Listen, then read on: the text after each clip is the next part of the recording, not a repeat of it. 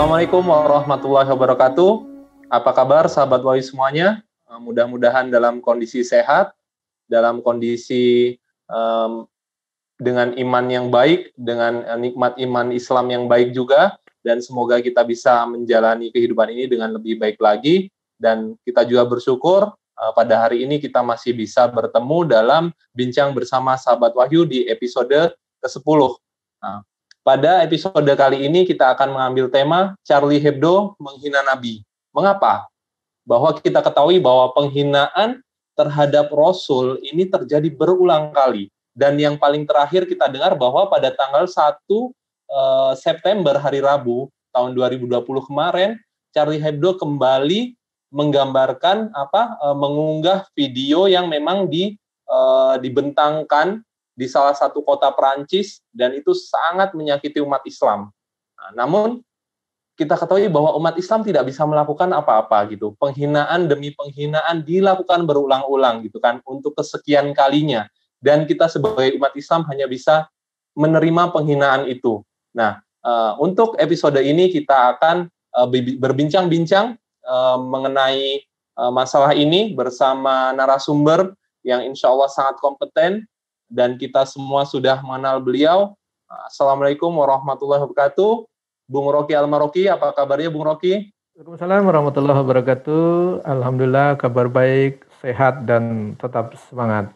Semoga baik Bung Rocky, ini kita ketahui bahwa di bulan September ini kembali lagi di awal September dan sampai hari ini di bulan Oktober itu masih santer gitu, bahwa terjadi penghinaan Rasulullah Muhammad SAW, dan Rasul ini dibuat karikatur, kemudian karikatur ini dibentangkan, diperlihatkan untuk dilihat oleh khalayak ramai gitu Bung Rocky, dan itu kemudian di sekolah juga disampaikan gitu kan, ada seorang guru yang melakukan memberikan pelajaran terkait dengan kebebasan berekspresi, kemudian hal itu diajarkan.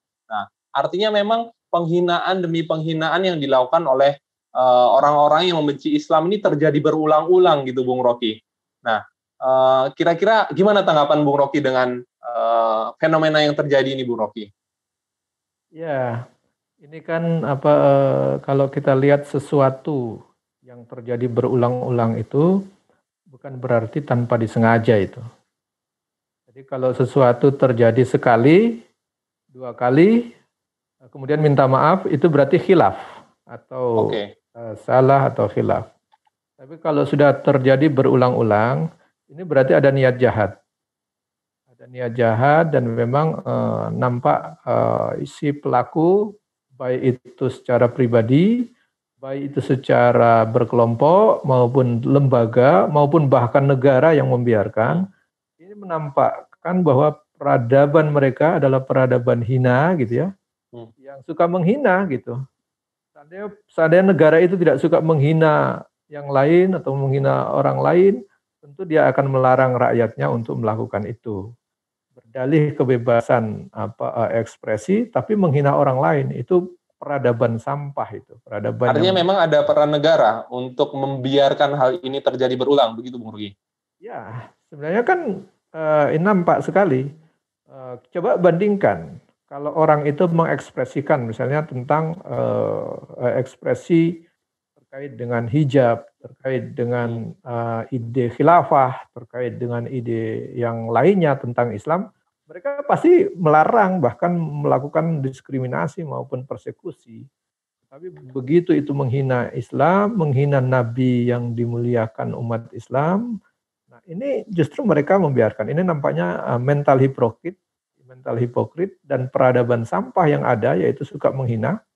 Dan ini tidak terjadi kecuali memang karakter mereka itu memiliki watak-watak hina itu, yang punya peradaban akhirnya menampilkan peradaban hina, peradaban sampah yang memang tidak layak untuk dikembangkan atau diikuti oleh manusia gitu. Baik Bung Rocky, kenapa ya kita tahu kita bahas tadi bahwa memang negara itu memang membiarkan gitu. Artinya memang di negara-negara Eropa itu tidak mengecam atau menghentikan kondisi-kondisi seperti itu gitu, penghinaan terhadap Islam, terutama kepada Rasul Muhammad SAW, Bung Rocky? Ya, ini kalau saya lihat memang ada catatan saya setidaknya mencatat ada 3 persoalan besar. Kenapa penghinaan terhadap baginda Rasul Muhammad SAW itu bisa berulang di Eropa gitu, dan nampaknya dibiarkan oleh negaranya gitu. Ini sebenarnya terjadinya berulang. Padahal dulu pernah juga terjadi di abad ke-15 di Prancis itu tahun tahun 1742, itu berarti abad ke-18 ya. Itu kan mereka ingin menayangkan suatu drama Voltaire itu di Prancis yang intinya sama, ingin menjelek-jelekkan, menghina Nabi, mengolok-olok gitu ya. Tapi kala itu mereka tidak berhasil melakukan penghinaan itu karena ada respon keras dari kekhilafahan yang dipimpin oleh Khalifah Abdul Hamid II. Nah, ini Khalifah memberikan pernyataan bahwa kalau mereka melanjutkan drama itu yang menghina Nabi, mereka akan dikobarkan perang jihad akbar. Mendengar kata jihad akbar, maka Prancis membatalkan acara itu. Nah, ini menunjukkan apa? Bahwa sebenarnya mereka juga takut kalau mereka berhadapan betul dengan umat Islam. Dalam konteks saat itu masih ada khalifahnya, ada perisainya gitu yang melindungi umat Islam. Nah, seandainya sekarang ada khalifahnya, mungkin mereka juga tidak berani itu.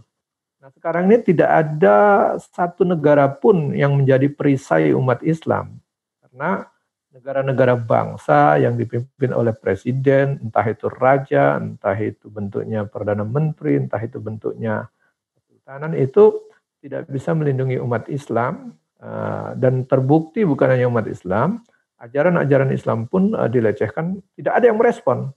Nah, coba Anda bayangkan gitu, ada presiden gitu yang berkata seperti Khalifah Abdul Hamid II misalnya kan gitu, mengatakan, hai Perancis, Charlie Hebdo, kalau kalian masih bikin karikatur, saya akan kobarkan jihad akbar, nah gitu. Kalau kalian tidak menghentikan, saya akan kirim pasukan ke situ. Nah, kalau ada pemimpin yang mengatakan begitu, tentu mereka tidak akan juga semena-mena seperti sekarang ini berulang. Ya, catatan banyak sekali tuh tahun 2006, 2007, ya. 2011, 2000 berapa lagi tuh, 13, 2014 itu mereka melakukan karikatur berulang-ulang gitu. Walaupun diprotes oleh umat Islam dalam bentuk kelompok-kelompok, misalnya ormas gitu ya. Ya mereka nggak mendengarkan karena ormas nggak mungkin mengobarkan jihad kan. Jadi menurut saya ini pertama itu memang ada persoalan besar karena Eropa itu memiliki peradaban yang memang suka menghina Islam, menghina Nabi Muhammad SAW, menghina ajaran Islam, itu sudah melekat di benak mereka. Watak menghina ini setidaknya diinspirasi karena peradabannya memang peradaban hina. Yang kedua, wataknya, karakternya itu karakter setan. Karena kalau bukan setan, tidak akan menghina orang lain. Karakter setan itu sombong. Itu watak setan, itu sombong. Nah, sehingga, kenapa dibilang sombong, Bung Rocky? Ya, setan itu kan salah satu wataknya yang membuat dia dikutuk dan diusir oleh Allah itu kan karena kesombongannya ketika diminta sujud kepada Nabi Adam. Nah, karena sombongnya dia mengatakan saya terbuat dari api dan Adam terbuat dari tanah gitu. Sehingga dia tidak mau. Padahal yang disuruhnya, yang memerintahkannya adalah Allah Subhanahu wa taala yang menciptakan dia. Nah, watak sombong ini menurun kepada siapa saja yang memiliki watak itu. Jadi kriteria watak sombong itu kriterianya 2. Yang pertama itu dia menolak kebenaran, jadi adanya kebenaran dia tolak. Justru ya ingin berekspresi sesuai dengan suka-sukanya dia gitu. Nah, yang kedua, dia merendahkan manusia lain. Jadi karakter sombong itu karakter setan. Dia merasa dirinya lebih mulia dari manusia lain. Sehingga jangankan menghina manusia, menghina nabi itu dia lakukan. Jadi ini menunjukkan bahwa dia memang memiliki watak sombong. Hanya orang sombong yang bisa berani menghina orang lain itu. Jadi ini ada dua sekaligus. Jadi watak sombongnya, watak setannya itu ada, dan tidak mau tunduk dengan perintah dari Allah, tunduk kepada wahyu, maunya mau sendiri, bebas-bebas sendiri, tidak mau diatur gitu. Dan juga melahirkan peradaban sampah yang kerjanya suka menghina pihak lain. Nah ini jadi ada dua persoalan tadi itu menyatu dalam tubuh mereka gitu. Jadi karakter mereka, jadi watak setannya dipelihara, tidak ada yang ditakuti karena memang tidak ada institusi negara lain yang mengingatkan mereka. Ya. Sama umat Islam tidak memiliki perisai pelindung, baik pelindung umatnya maupun pelindungan ajarannya gitu, agamanya. Tidak bisa mengharapkan negara-negara bangsa atau negara-negara sekuler saat ini untuk melindungi umat Islam dan melindungi ajaran Islam. Faktanya penghinaan berulang kali, tidak ada satu negara pun yang bisa menghentikannya gitu. Iya. Itulah urgensitasnya umat Islam itu butuh suatu negara, butuh seperti yang dilakukan oleh Khalifah Abdul Hamid II. Nah, ini untuk menghentikan kebiadaban, kehinaan, dan kesombongan orang-orang yang merasa hebat, merasa mulia, sehingga berani-beraninya menghina kemuliaan Nabi Muhammad SAW yang dijamin oleh Allah sebagai manusia mulia. Baik, artinya ini mengkonfirmasi ya Bung Rocky, bahwa mengapa mereka tidak takut, karena memang yang pertama mereka memiliki sifat yang sombong tadi, dan yang kedua memang umat Islam itu tidak memiliki perisai, ya, betul. Tidak memiliki khalifah, tidak memiliki pemimpin yang memang melindungi umat Islam itu sendiri, sehingga penghinaan ini tidak bisa dihentikan. Nah, kemudian pertanyaannya lagi Bung Rocky, kalau kita lihat untuk yang saat ini, kenapa kejadiannya itu mendekati Maulid Nabi atau hari kelahiran Rasulullah Muhammad SAW, Bung Rocky? Apakah memang mereka ingin mengoyak-oyak jiwa umat Islam gitu, Bung Rocky? Ya, yang pasti mereka karena kesombongannya itu ingin meledek umat Islam. Saat umat Islam itu tumbuh rasa kerinduannya kepada Nabi di saat bulan Maulid, itu kan tumbuh itu kecintaan kepada Nabi itu naik itu. Umat Islam teringat dengan kerinduannya kepada Rasulullah, cintanya kepada Rasulullah. Mereka bukan kerinduannya yang naik, kebenciannya yang naik gitu. Nah, sehingga mereka ya tadi wataknya itu karena benci sekali itu watak setan itu. Sombong sekali gitu sehingga melecehkan Rasulullah. Nah, ini terjadi justru hampir setiap kejadian itu ketika umat Islam ingin mengenang dan ingin ingat kepada kecintaannya kepada Rasulullah SAW. Padahal salah satu cara menunjukkan kecintaan kepada Rasul itu kan kalau saya catat ya salah satunya minimal ingat dan suka menyebut nama orang yang dicintai. Itu kan salah satu ya syarat bukti kecintaan orang. Jadi kalau kita mencintai seseorang itu selalu ingat gitu. Jadi kalau tiba-tiba Anda lupa sama istri Anda itu berarti wujud kecintaannya itu diragukan itu. Tiba-tiba jalan terus lupa istrinya, oh, berarti nggak cinta. Kalau cinta itu selalu ingat, oh ya ada orang yang dicintai. Kedua sering menyebut namanya gitu. Jadi kalau bahaya sekali tuh. Kita siapa nama istri Anda? Apa ya kan gitu, wah bahaya itu berarti wujud cintanya rendah itu.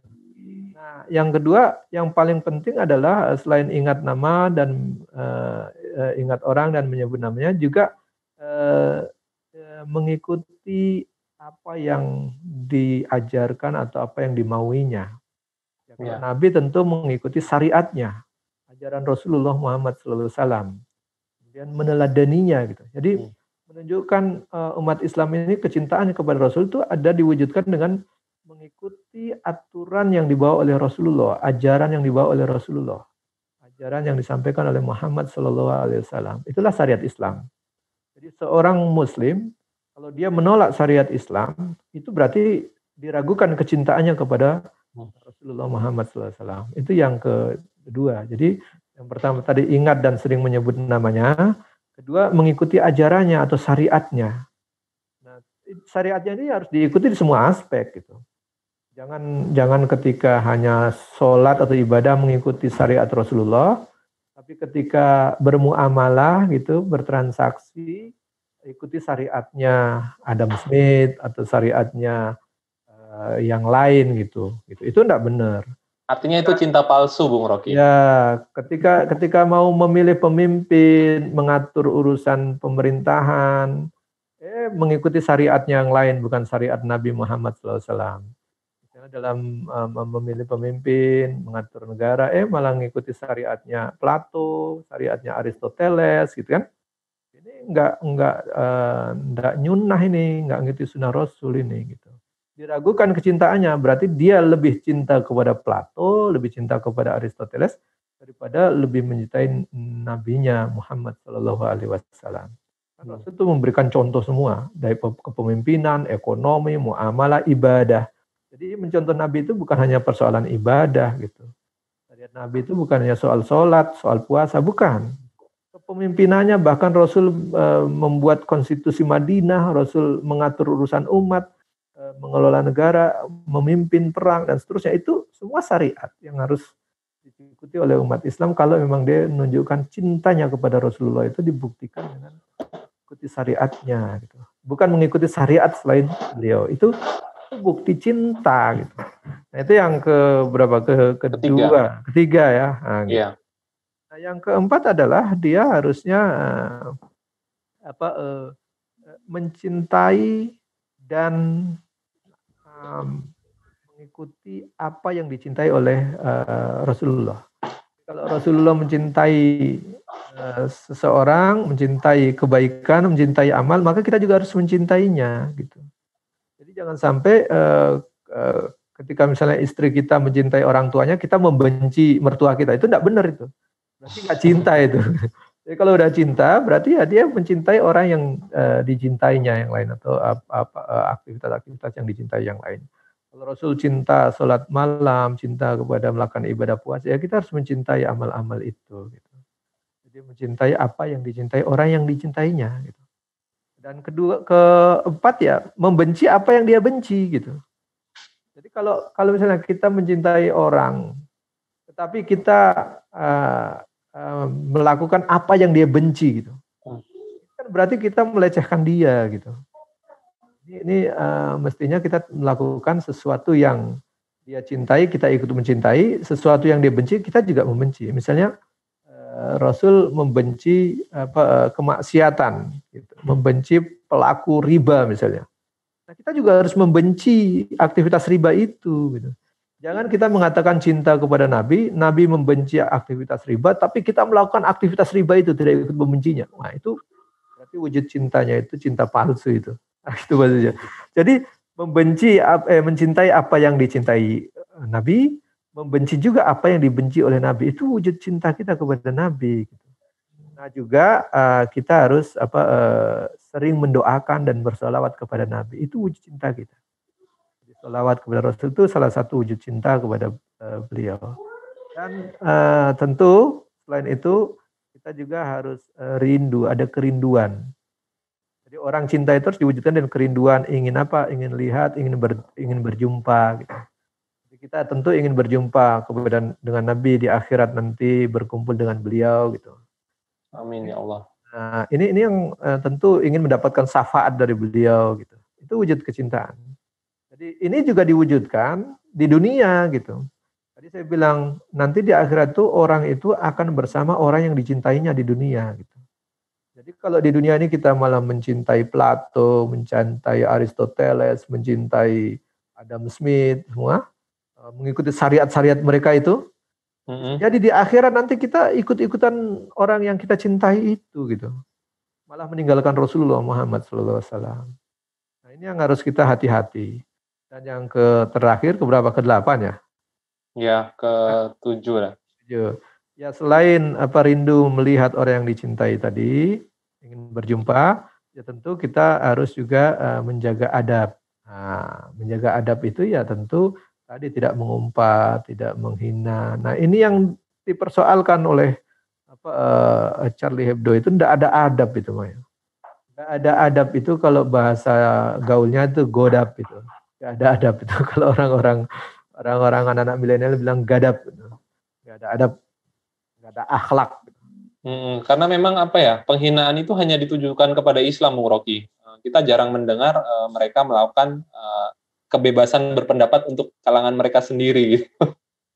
Ya itu, karena memang dari awal ada wataknya itu, watak sombong dan watak kebencian, gitu.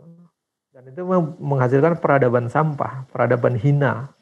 Jadi peradaban manusia yang suka menghina, ya peradaban hina. Orang yang suka menghina orang lain itu orang hina. Nah itu posisinya. Ini mereka itu masuk ke dalam situ karena penghinanya berulang kali gitu. Nah, walaupun di Eropa juga dulu kan ada juga ya Geert Wilders itu, anggota parlemen Belanda yang juga menghina Islam gitu. Tapi entah kenapa dia karena saking bencinya menghina Islam malah dapat hidayah masuk Islam kan gitu. Nah, bisa jadi itu. Nah, oleh karenanya kita ya kepada mereka tentu ada ikhtiar untuk mendakwahi tetap harus dijalankan gitu ya. Kemudian menasihati tetap harus dijalankan, tetapi juga harus ada ikhtiar untuk mencegah mereka melakukan kemaksiatan. Baik, baik Bung Rocky. Kita sampai di sesi apa kata mereka. Bung Rocky, ada sahabat Wahyu yang bertanya, apakah boleh kita membalas penghinaan-penghinaan tersebut, Bung Rocky? Atau dengan cara apa kita membalasnya ketika Rasul itu dihina begitu, Bung Rocky? Ya, kalau kita ini termasuk orang yang cinta kepada Rasul, begitu Rasul dihina harusnya marah. Tinggal marah ini diwujudkan seperti apa? Kalau kita punya kekuasaan, maka harus dihentikan penghinaan itu dengan kekuasaan yang kita miliki. Misalnya kalau seorang yang memiliki kekuasaan sebagai panglima pasukan, sebagai kepala negara, harusnya seperti khalifah tadi, dia langsung terus terang mengatakan, kalau Anda tidak menghentikan penghinaan, maka saya akan kirim pasukan. Kalau Anda nggak menghentikan penghinaan, maka saya akan kobarkan jihad akbar. Nah, gitu. Kalau dia punya kekuasaan yang dipegangnya. Nah, persoalan sekarang umat Islam itu tidak punya kekuasaan. Ada kekuasaan, tetapi tidak menjadikan umat Islam itu bersatu dan mulia karena tidak menggunakan institusi Islam. Banyak pemimpin Islam, tetapi dia tidak menerapkan syariat Islam, syariatnya Nabi Muhammad SAW. Akibatnya dia tidak merasa terhina gitu, bahkan membiarkan gitu. Mungkin juga karena cintanya cinta palsu, Bung Rocky. Ya, pertama cinta palsu, kedua takut itu. Oh, takut juga ya? Iya, penakut. Kenapa takut? Karena cinta dunia. Kan dibilang itu. Ya. Dia hubud dunia, sehingga takut dia. Nah itu, kalau udah cinta dunia, biasanya kepada agamanya itu jadi lemah. Gitu. Nah, ini sehingga banyak pemimpin yang karena kecintaan kepada jabatannya, kecintaan kepada kekuasaannya, maupun kecintaan kepada hartanya, sehingga dengan agamanya dia jadi lupa. Gitu. Bagaimana harus membela, bagaimana harus bersikap. Dan itu karena kelamaan tidak dekat dengan agama dan tidak mau mengamalkan agamanya secara sempurna. Beda dengan kalau dia menjadi khalifah, misalnya kan dia harus mengamalkan Islam secara sempurna, sehingga tidak mungkin berani membiarkan adanya penghinaan. Itu yang pertama, kalau dia punya kekuasaan. Nah, bagi kita yang nggak punya kekuasaan, tidak boleh diam. Marah harus diwujudkan dengan pernyataan, dengan ekspresi itu. Memang kita tidak suka itu dengan itu. Dan harus dengan dakwah lebih gencar lagi untuk bisa menyiapkan, mewujudkan suatu institusi yang bisa menghadapi penghinaan-penghinaan itu. Kalau sekarang kita hanya menyiapkan ormas, istilahnya organisasi level ormas, menghadapi penghinaan yang dilindungi oleh negara-negara barat seperti itu, ya tidak diapa-apain itu, tidak dianggap. Jadi kalau kita bisa menyiapkan suatu institusi yang levelnya juga ditakuti oleh negara barat, wah itu mereka akan berhenti. Ini makanya dakwah kita harus dua itu. Dakwah kepada penyadaran kepada mereka untuk menyeru supaya tidak melakukan lagi. kedua harus menyiapkan supaya ada institusi yang kelak bisa menghentikan mereka kalau mereka memaksa lagi.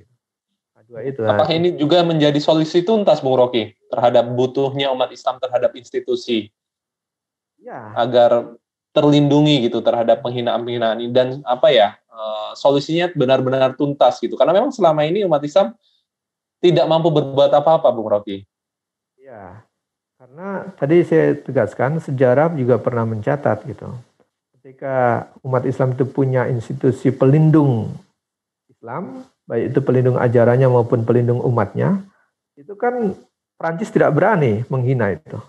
Inggris juga yang katanya sudah menjual tiket untuk mengadakan pertunjukan, ketika di ultimatum oleh khalifah, mundur juga dia nggak berani ya, itu. Karena dibatalkan juga. Dibatalkan, kenapa? Dia ada resikonya gitu. Nah sekarang ini tidak ada satu institusi pun yang berani mengultimatum mereka seperti itu.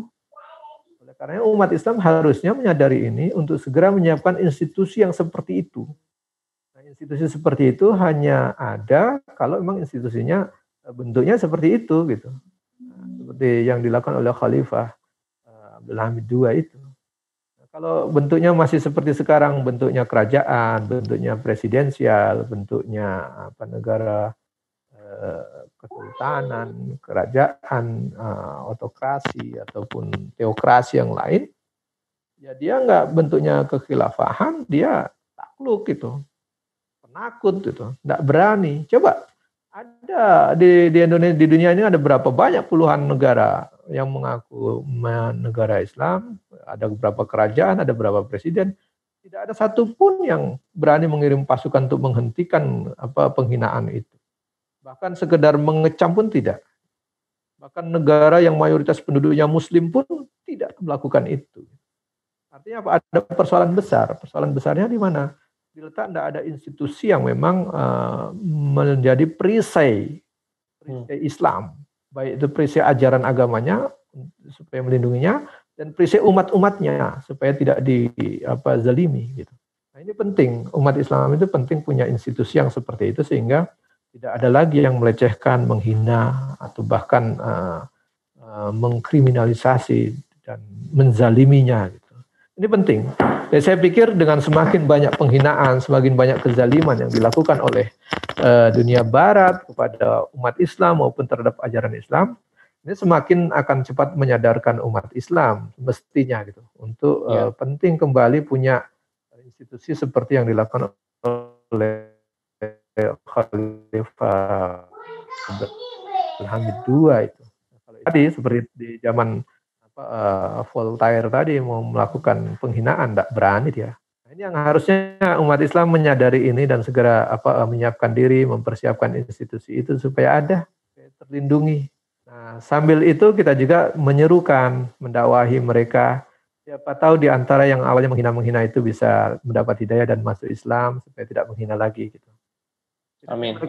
Setidaknya mereka tidak menghina, peradaban mereka jadi mulia gitu.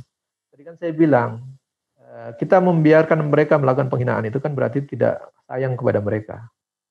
Orang hina aja yang suka menghina itu. Coba cek dalam catatan sejarah umat Islam. Cek catatan dalam negara-negara kekhilafahan sepanjang kekhilafahan Islam itu. Ada tidak menampilkan karikatur-karikatur gitu terhadap ajaran-ajaran agama lain? Kan tidak ada itu. Karena Islam itu rahmatan lil alamin. Dia tidak mau menghina ajaran agama lain. Itu Islam. Kita dilarang untuk menghina mereka. Di Al-Quran itu dijelaskan, kita tidak boleh menghina agama-agama mereka, Tuhan-Tuhan mereka. Tidak boleh dihina. Islam itu tegas. Lakum dinukum waliyadin. Agama kalian, agama kalian. Agama kami, agama kami. Kalian menyembah apa yang kalian sembah. Kami menyembah apa yang kami sembah. Tidak ada kami intervensi mau menghina-menghina agama mereka, menghina-hina nabi mereka, menghina-hina ajaran mereka. Tidak boleh. Dalam Islam itu tidak boleh. Nah, itu kalau dibilang apa boleh kita membalas, membuat hinaan itu bukan ajaran Islam. Islam itu justru mengajarkan kita mendakwahi mereka berhenti melakukan penghinaan. Bukan kita ikut-ikutan melakukan kehinaan seperti mereka itu. Tetapi yang harus disiapkan adalah menyiapkan institusi yang bisa menghentikan dan mencegah terjadinya penghinaan seperti itu. Karena mereka itu secara institusi negara dilindungi. Seandainya ada institusi negara yang seperti itu untuk menekan mereka, tentu kemaksiatan itu tidak berjalan lagi. Ya, kita berharap peradaban hina, peradaban sampah yang suka menghina manusia, bahkan menghina nabi, itu bisa berhenti karena ada institusi yang bisa menekan mereka atau mencegah mereka melakukan itu. Di situ letak krusialnya saat ini itu. Ada closing statement yang bisa disampaikan Bung Rocky untuk para sahabat Wahyu terkait penghinaan berulang ini. Ya kita tahu bahwa yang pertama tadi kan memang mereka adalah orang-orang yang sombong, umat-umat yang sombong gitu, dan juga umat Islam sendiri tidak mempunyai perisai. Nah, mungkin Bung Rocky bisa memberikan closing statement untuk para sahabat Wahyu untuk materi yang ini, Bung Rocky. Baik, jadi penghinaan yang mereka lakukan, yang dilakukan oleh orang-orang hina maupun lembaga-lembaga hina maupun bangsa-bangsa hina maupun bentuk bahkan mungkin negara yang ikut menghina itu termasuk mereka orang-orang hina dan termasuk kelompok yang dihinakan kelak itu. Karena kita sebagai Muslim justru punya kewajiban mendakwahi mereka, menyadarkan mereka agar mereka tidak larut dalam kehinaan itu. Caranya adalah dengan mendakwahi mereka, menyampaikan kebenaran Islam kepada mereka, menyampaikan Islam sebagai rahmatan lil alamin kepada mereka. Itu yang pertama. Yang kedua, tentu kita ingin umat ini terlindungi gitu. Ini tidak ada yang menjaga kehormatan, tidak ada yang menjaga kemuliaan ajaran Islam, dan juga tidak ada yang menjaga kehormatan umat Islam dari hinaan-hinaan maupun kezaliman-kezaliman yang dibuat oleh orang-orang yang memang hina tadi, punya peradaban hina dan sombong tadi.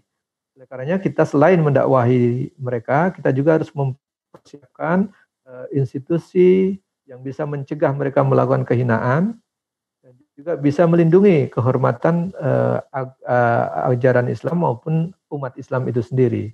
Itulah yang sudah pernah dibuktikan dan dicontohkan ketika Voltaire mau dilakukan pada tahun 1742 itu. Waktu itu masih ada institusi khilafah. Dan khilafah dengan tegas mencegah mereka, dengan tegas bisa mencegah supaya tidak terjadi penghinaan atau kehinaan seperti sekarang ini. Sekarang ini tidak ada yang menghentikan itu karena memang tidak ada institusi yang bisa mencegah mereka melakukan kehinaan itu. Ini menjadi urgen, umat Islam harusnya mulai menyadari itu. Kita penting supaya di muka bumi ini tidak ada lah yang suka menghina-menghina seperti itu. Nah, oleh karena juga kita menjaga kehormatan umat Islam, kehormatan ajaran Islam, termasuk kehormatan ajaran-ajaran agama yang lain. Kalau Islam sebagai rahmatan lil alamin jelas dalam catatan sejarah memang betul-betul menjadi rahmat bagi seluruh alam. Tidak ada catatan Islam mengajarkan untuk menghina ajaran agama lain. Tidak juga menghina umat-umat ajaran lain. Juga tidak menghina nabi-nabi agama lain. Itu Islam itu. Oleh karenanya kita harus menyampaikan ini kepada mereka. Dan kita sebagai Muslim semestinya ini jadi cambuk buat kita untuk mencegah terjadinya kehinaan itu, sekaligus mencegah supaya terpeliharanya kehormatan manusia. Kehormatan manusia itu baik muslim maupun non-muslim, itulah dengan cara menerapkan syariat Islam secara kafah. Supaya Pak Islam bisa menjadi rahmatan lil alamin. Demikian, billahi taufiq wal hidayah. Assalamualaikum warahmatullahi wabarakatuh. Waalaikumsalam warahmatullahi wabarakatuh. Baik sahabat Wahyu, kita sudah sampai di penghujung acara Bincang Bersama Sahabat Wahyu hari ini. Mudah-mudahan tema kali ini bisa menambah kecintaan kita kepada Rasulullah, dan kita juga mengetahui bahwa apa yang bisa kita lakukan ketika Rasulullah dihina, dan solusi tuntas apa yang bisa diambil oleh umat Islam sehingga penghinaan-penghinaan tersebut tidak terulang lagi. Bagi sahabat Wahyu yang ingin memberikan komentar, saran, dan kritik terhadap tema hari ini, yaitu Charlie Hebdo menghina Nabi, mengapa, bisa ditulis di kolom komentar di link YouTube para sahabat Wahyu semua, di link YouTube Jakarta Kolbu Dakwah. Baik, yang bisa kami sampaikan, saya sekali lagi mohon maaf apabila ada kata-kata yang salah dari awal hingga akhir di sesi 10 atau episode 10 bincang bersama sahabat Wahyu hari ini, dan kepada Allah saya mohon ampun. Dan sekali lagi jazakallahu Bung Rocky Al-Maroki atas kehadirannya. Mudah-mudahan Allah memberikan kita kesehatan supaya kita memang bisa terus menyampaikan kebaikan kepada sahabat Wahyu semua. Baik sahabat Wahyu, kami akhiri pertemuan hari ini. Assalamualaikum warahmatullahi wabarakatuh dan sampai jumpa di pekan berikutnya.